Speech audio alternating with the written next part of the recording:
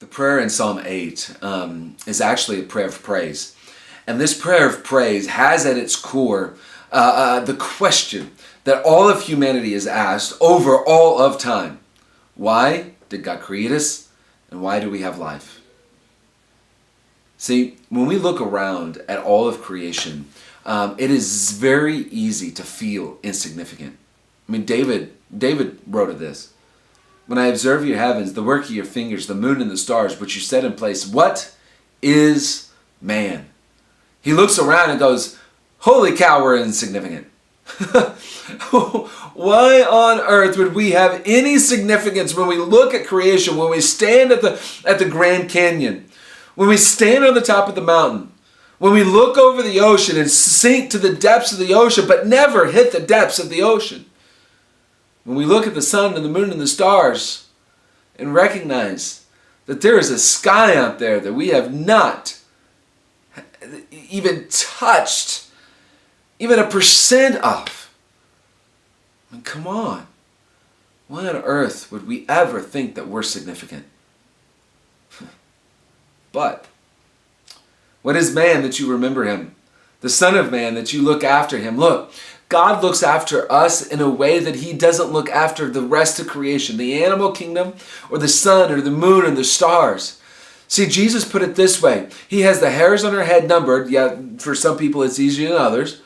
But if he looks after the birds of the sky and the flowers in the field, doesn't he look after us in a greater way?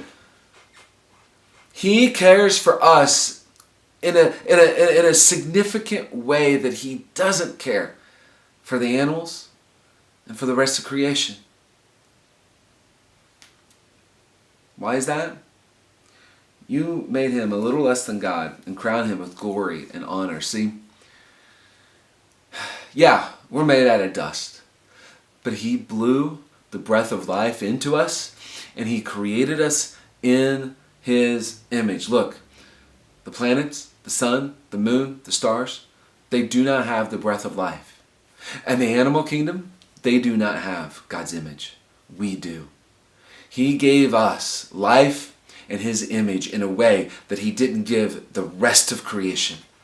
And so that leads to this. You made him Lord of the works of your hands and put everything under his feet, all the sheep and oxen as well as the animals in the wild, the birds of the sky and the fish of the sea that pass through the currents of the seas. See, he has given us a dominion. He has placed you and me in this place with the gifts and the talents, with the resources that he has given us in order to have dominion over a sphere of influence around us.